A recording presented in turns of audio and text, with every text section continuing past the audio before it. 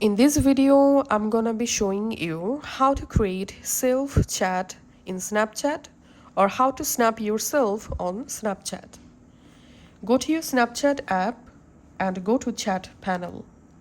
In chat panel, tap this new chat icon and in the store field, type your Snapchat username or account name. So I'm going back to my Snapchat profile to show you my Snapchat username and profile name. We can see Initial Solution is my Snapchat account name and username, Initial Solution.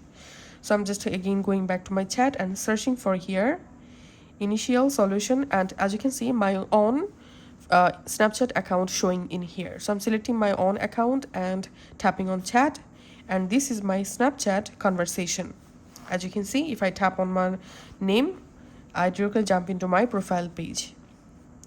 And now let's see how to snap yourself on Snapchat. Just go to the snap page, create a snap, and tap on send to.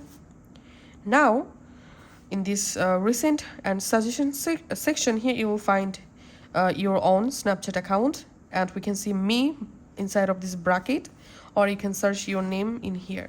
So select your own Snapchat account and just send the snap, and that's how you can actually send snap to ourselves in Snapchat.